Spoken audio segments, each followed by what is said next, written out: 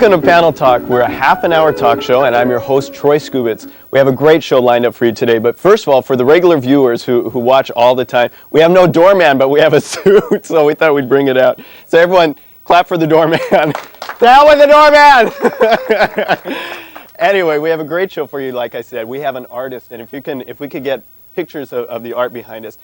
His name is Pio Escame, and he's young and up and coming, and he has his photos are all over Seattle. So watch for him, and if you see anything in the newspaper that says that they have an exhibit of his art, run to go see it, because we have two pieces, and if the rest of his art's like what we have here, then it's just terrific. Anyway, before we get started with the show, we have something. We were talking before the show, and we thought it would be interesting to talk about children. Children nowadays, they have so many different toys, and there's so many...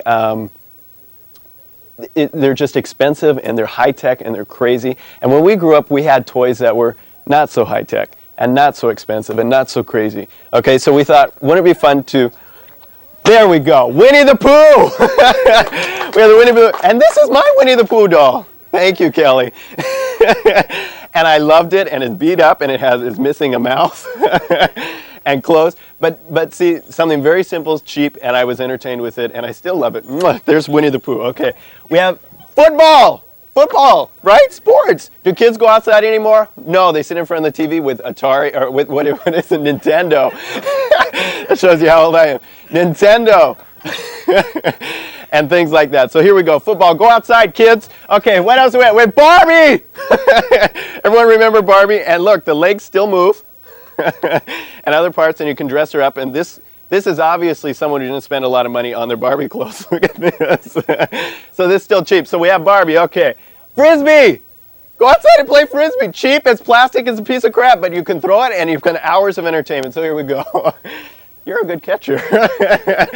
Stuffed animals. Actually, this was a real animal, and I found this on the way to the studio today, but we stuffed it, and here it is. Okay. Okay, what else do we have? Bubbles! Real cheap. And when you ran out of the stuff that you got at the store, you filled it up with joy at home, and there it was, right? Real cheap. I'm not going to throw this one. Okay, what else do we have? We have Slinky. Everyone remember Slinky? Nobody cares. Everyone remember Slinky? Yeah, cheap and plastic, and it broke, but it's still hours of enjoyment there, so there you go. Chinese yo-yo and a regular yo-yo. And there, another problem. But cheap, and we had fun, and still have fun, right? Okay, trucks. Ooh, trucks. Everyone remember trucks? Here we go. I'm playing with the trucks. Time to go over the bridge. Everyone remember that? There we go. And we have, last but not least, my favorite, Silly Putty. Everyone remember Silly Putty? And this one has sparkles in it. This is high-tech Silly Putty. Silly Putty, you press it on the comics, and then you stretch them, and you make Garfield look like this. So we all remember this. Anyway, if you guys have to buy gifts for kids, go out for the things that we used to play with. Hula hoops, jump ropes, things like that. Cheap but fun all at the same time. And here we go. One last catch, okay? Good job. All right, thank you very much. Now, the show is called Panel Talk, and before we get started, I am the host, like I said, I'm the host, but we have a panelist who will also interview our guest today. So it's time to meet the panelists, okay? So follow me over here. Here we go. To my right, we have Ron Guadette. How are you, Ron? Hey, pretty good today. Good. Thanks for coming on the show. Hey, thank and we have Ron Guadette, everyone. Nobody likes you, Ron. I know. Tell everyone what you do. I work for a temporary service out in Everett, working with people, getting them employment. Employment. Yeah, that's what I do. So you line people up with work? Right. Okay. Mm-hmm. And what types of work are out there? Like if this show doesn't work. We've got some clerical positions for you that we can certainly hire you for. Yeah. Are there cameras involved? Not too many opportunities there, but they're all taken. So you like that kind of work? I do. You see all walks of life, don't you? Certainly do. People are employable and people who aren't employable. Yeah. And is it frustrating for you? It's challenging. But, so that means you still like it when you say challenging. Yeah. Okay. Yeah. And then next to you we have Elizabeth Schuler. Hi, Elizabeth. Welcome to the show. Tell everyone what you do. I'm a food handler in a fast-paced environment. Which means you work at a quick service restaurant. Yeah. And you don't have to say what it is, right? Okay. And how do you like that? It's very fun. You like it? Yeah, I can tell. What do you do mostly? You work in a I work in the drive-thru. You work in the drive-thru a lot. So what do you see? What's something that frustrates you? When people are rude to me, don't be rude to someone who's you're handing something they're going to be digesting. It's just. I get my ways. Don't say it. Do you really do that? I think about it often. You think about it, but you don't retaliate. No. No, okay. So watch out for Elizabeth if you know her. And then next to you we have Pio Escame. Welcome, Pio. Thank you. And you are my uncle. You're my nephew. That's right.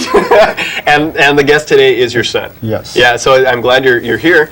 Tell everyone what you do. Yes, well. What I do, I'm ready to retire from the Boeing company. From the Boeing company. And is it a good time to retire? Well, they're giving us incentive to leave early. Yeah. And I'm ready to go play. And you're going to choose it. Yes, sir. Yes. And how much time do you have before you retire? Another 3 weeks. Oh, that's it. Right. And Oh, I'll don't join want your dad. 2 weeks. That's terrific. Congratulations. How long have you worked for him altogether? Approximately 38 years. 38 years, really? I didn't realize that. 38 years, Goes that's a long fast. time. Yeah, but you're not that old. You're right. Yeah. So you worked there when it was child labor. You were 5. Almost. Anyway, are we ready to bring your son out? Please. David, and his work is good, isn't he? Oh, I'm proud. Yeah. Anyway, as we said, we have David Escame, a great, young, talented artist. So please, ladies and gentlemen, put your hands together for David Escame. Hi, David. Come on out. How are you? Not bad, are you? Good. Mic up. I'll give you a moment here, okay? That's your pop. He's ready to retire. Certainly is. Very proud of him. Yeah. So hopefully you'll have the same work ethic. Yeah, I do actually. You do, I inherited that from my father. How long have you been an artist? Because we're looking at your paintings. It's great stuff. Thank you. I have been an artist for approximately 15 years. About 15 years. Since I was 9. Since you were 9. And you say that because I remember, you're my cousin, and I remember growing up, and I'm older than you. I remember you having quite a bit of talent. And that was younger than that. I mean, you would draw things that looked like comic books, and I would draw like stick figures, and it was just stupid. Well, I had to entertain myself because my parents locked me in a closet at a young age, and Not true. when they left, Come on. I couldn't have a sitter. But you were talented then. Thank you. So why do you say 9 years old? Why do you Because set the age at that? that's when I stopped drawing like cowboys and Indians, And and you then should. started like putting a little substance in my work. In your work? Yeah. So so you knew you had talent at 9 years old, and have you always had artistic type of talents? Have you always been that way? I think so because my family is, I think, very talented as far as the arts go. I mean, they're lovers of music and theater and literature and whatnot. We That's don't have a true. lot of money, but we have a lot But a lot of other stuff. A lot of talent. You know, that's true because out of everyone in our family, your side of the family, that's right. They play music and they draw and they're real theater. And we're, I guess our side of the family, we like to sleep a lot. We're good at that. Well, I guess talent doesn't go it doesn't go through the genes. What educational background do you have? Well, I was brought up in Seattle Public Schools. Okay. Yeah. Not a lot of clapping there. And I attended Western Washington University, and my father was very proud that after the university I decided to be an artist. Yeah. And so how many... Yeah, but you took drawing and things like that, didn't you? Yeah, I did. Actually, my degree is in illustration, so So, well, then you I should could be... do if I ever wanted to prostitute my talent, I could do that. Prostitute your talent. Like work for an advertising firm or whatnot. And you consider that prostitution? Oh, yeah. Sure. Okay.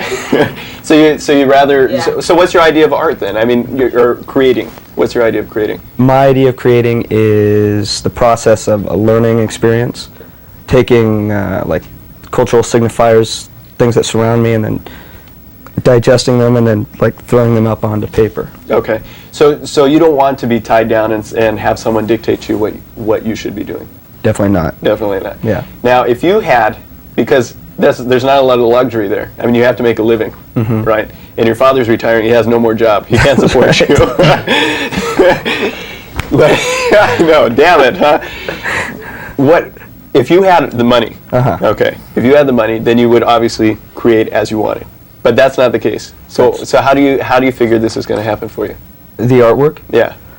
that's the important thing. The money factor hasn't played into it because I'm still young enough where I think, oh yeah, things will happen and the wheels will get moving. But right now I just wait tables and do what I'm doing. That's what I did when I was going to school, and hopefully this all works out for me. And if it doesn't, then I'll have to go on to something else. Now you graduated this spring, Last summer. last summer. Okay, last summer, 94. Yep. Okay, 94. And you've had paintings that have been in several places in Seattle. Yes, I had a senior show, Okay.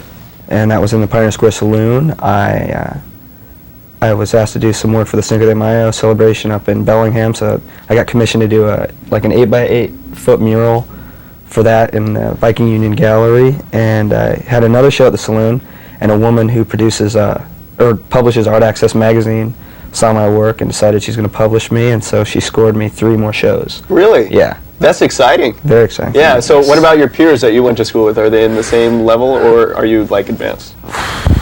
And you can say.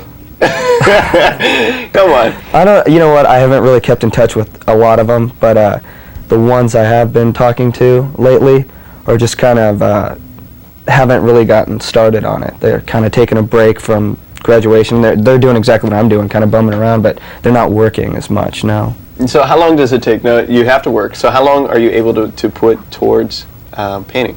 I do mostly sketch work, a lot of sketch work, and then when I come up with like a number of sketches, then I'll transfer to painting, and that will take, one painting will only take a few days, but the process takes weeks. It takes weeks. Yes. So when you are planning for a sketch, do you see it in your head before you actually put it on paper?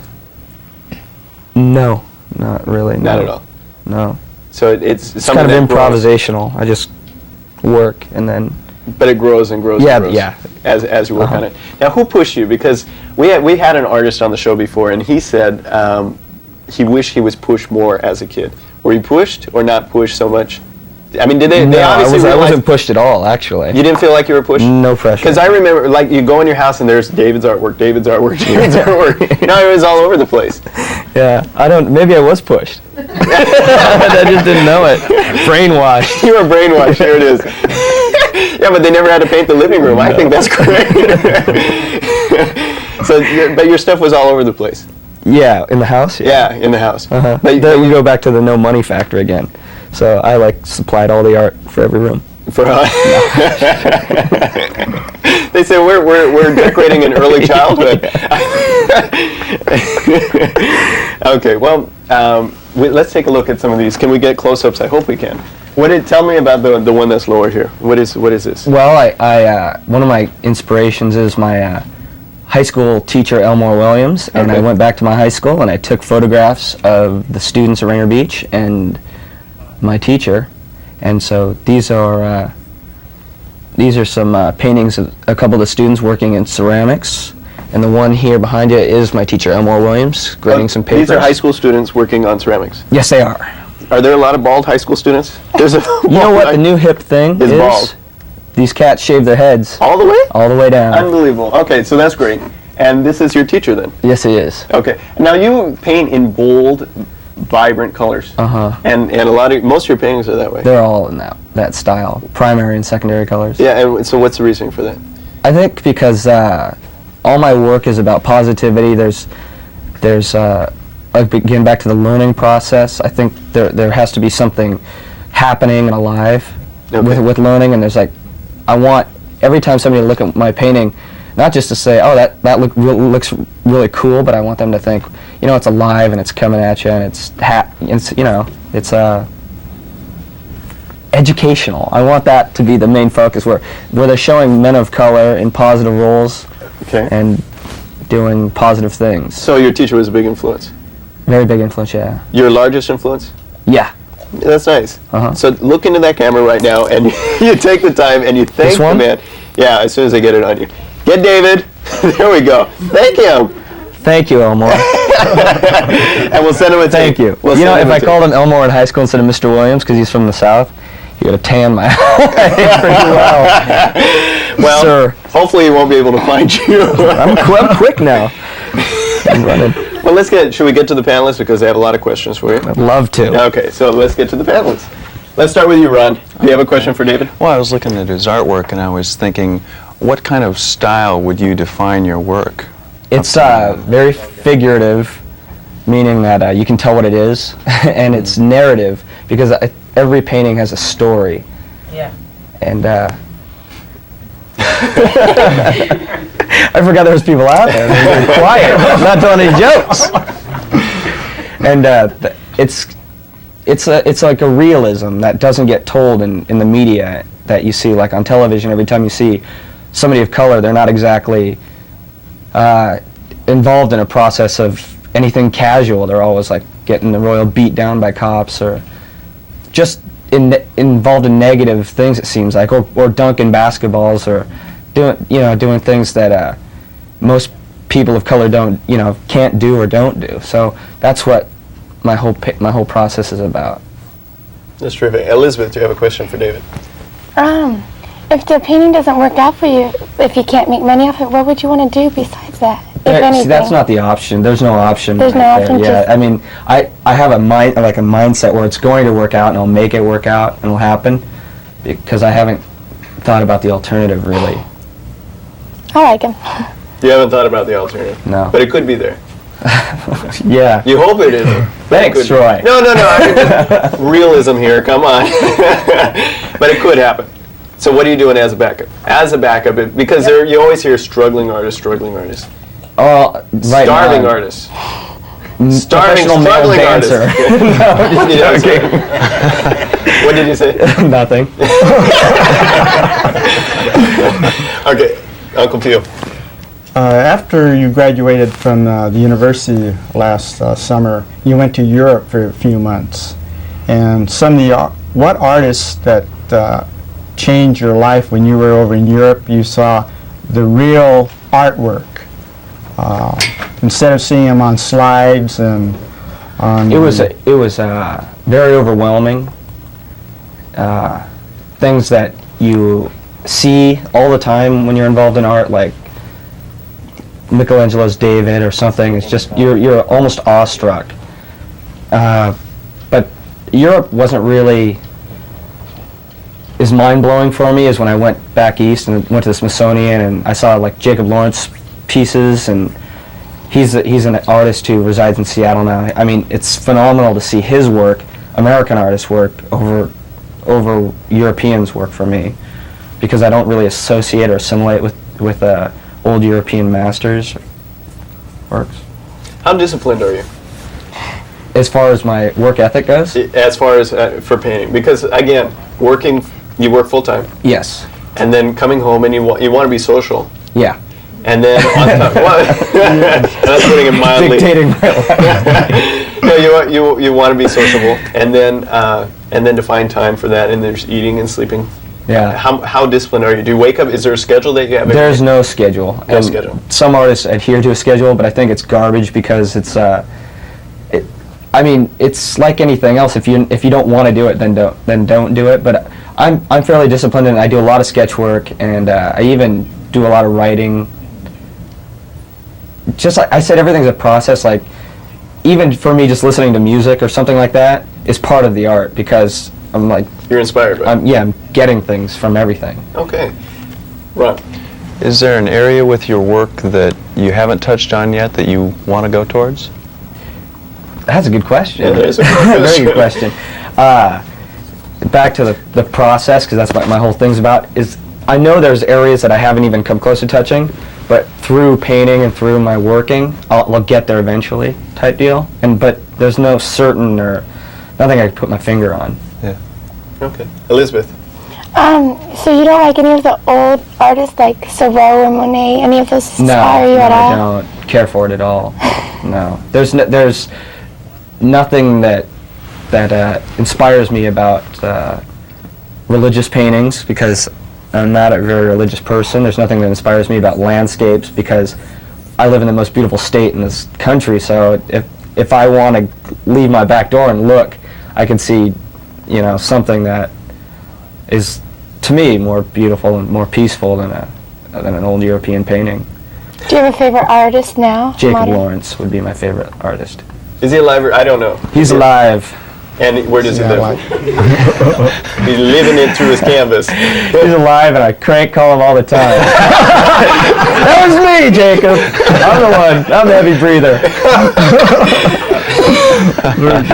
That's a real problem. And which is exciting. Our next show has a therapist. Anyway, I'll be lying on the table. where's he live? He lives North Seattle, I believe, U District area. Have you ever met him? I went to go see him speak, and I thought, oh, this is going to be a nice little event, and I paid my money and got my ticket, and we went, and there was about 1,000 other people there. Yeah, so. Well, David, we have a surprise for you because we spare no expense. No, I'm kidding. Cops come Mike in. or Oprah, please. I don't put that much research into my shows. Who's next? Uncle Pio. Well, how is Seattle and vicinity for artists? Are you planning to stay here in the Great Northwest or go to the big time like LA and New York? Well, right now, as far as art goes in Seattle, it's a good place to be because of the music industry is coming out here, and a lot of people are being noticed here, a lot of writers, and it's such a growing city that you don't have to be in New York, which I wouldn't care to be, or in Los Angeles, another place I wouldn't care to live, to have an art career or to have to be around other artists who you appreciate or are inspired by. I mean, just again back to Jacob Lawrence. He started in New York, and had a great success there, and then he chose years and years back to move to Seattle, and he still maintains like a great work ethic, and beautiful work keeps coming out, and it just depends who the individual is, I think. Who's your biggest supporter or fan? My girlfriend. Your girl. And where is she? Not here. She's working at the Kirkland. No. Okay, Ron. Okay. What do you find is the hardest part of being an artist? Running into guys I used to hang out with who are now like accountants and stuff. What are you doing, man? Painting and waiting on you. Pour coffee to the cup. No, I'm just joking. I don't have any. There's really nothing too difficult about it. I don't think. If it's something you want to do, then you're doing it. I think that goes along with anything. So that's the like same. Troy is doing this show. Yeah, but I don't do it for a living. I don't paint. I schlep on coffee too. Yeah. Elizabeth. Have you sold any paintings for a lot of money? Yes. On my first show, I sold 4 pieces out of the 10, and on this show, I have had a couple offers, but nothing's for sale because I have 3 more. I have to put it up in 3 more areas, so nothing is for sale out of these ones yet, out of the series. But on the first show I had, my senior show, I sold 4. 4. That's terrific. Yeah. And how do you know how to price? I had a professor help me. He helped you? Yeah. So what were the things you discussed as you were looking at the paintings? Oh, on pricing them? Yeah. We talked about, well, he actually is a gallery, he works in gallery shows, and he's pretty established. Ed Burrell, his name is Professor Ed Burrell. And we just went through and talked about, how hard I worked on them and what standard art is going for, and if you underprice it, you look kind of schmucky, and if you overprice it, you look like really like a jerk. So we had a nice fair price Okay. on all of them. Uncle Pio. For your generation, do you keep in touch with other artists of your generation around the country? Other artists? Yes. Around the country? Not around the country. Around the city, yes. I got friends who are in bands, and I got a friend who's, Steve Barone, who's in theater. I got a friend, Tom, who just wrote a book that got published. And so I try to keep in touch with the goings-on of all the art community, not just painters, whatnot. Okay. Ron. In your work, I'm just amazed at the vivid colors that you have. Have you always worked with colors that were so bright? No. I went through that stage that all artists go through when they first get to school, where everything has to be dark and mucky and tortured. And I thought, gee, that's not who I am. So I tried that out, and it wasn't suiting me very well. So I switched. Okay. Elizabeth. When you were a child and you were painting, and like, did you do things like this in school? Did your teachers notice it or things? Yeah, I was doing what they teach you in high school to do is try to copy other artists so you can get like styles and formats down and technique. So I wasn't really doing the things that I'm doing now, but I mean the hand is still the same. I mean I have about the same basic skills I had then as I have now, but now that I have technique and formula and stuff, I could apply it differently and make it look a little differently. Okay, Uncle Pio. As an artist, what's your short-term goal and your long-term goal? My long-term goal is to have a beautiful body of work that will be around after I am gone, and something that inspires people, and never to do anything in my work that causes negativity or pain or anything like that, because I'm not turning a blind eye to that, but it's good to have something positive. The short-term goal is to have fun, lots of it, and just keep producing some work, I guess. At this point, what is your proudest achievement? You look back, because mine is. I mean, it changes all the time. Yeah. And you have different stairs to climb as you're growing older. Mine, I would say, is the show. I'm proud of this show. Okay, so what is yours up to this point? That's really hard, but I'm at this point right now. I'm proud of myself that I'm published. You're proud that you're being published. Being published, but besides that, there's probably a lot of things that aren't in the art world that I'm really proud about. Yeah, yeah. Okay, we have time for one last question. I'm going to leave it to your father because he's your father. Here we go. Well, that was a surprise. Yeah. One last question. One last question. Well, David, you were mentioning that you and Carl plan to do something this fall. I'm not going to elaborate on that because that's top secret. Oh, is that Top secret. So we leave with top secret. I can't believe this. So it's suspense. We might have to bring him back. Anyway. Oh, you'll know when it happens, my friend. Oh, we will. Look for our exploding buildings. Anyway, let's thank our panelists here. We have Pio Escame, Elizabeth Schuler, Guadette. Thank you all for being here. And of course to our guest, David Escame. Okay, thank you, David. And I've been your host, Troy Skubitz. And thank you. Come on out. Thank you very much, David. Oh, it's hot. Good job. Nice job, you guys. Thank you. Thanks.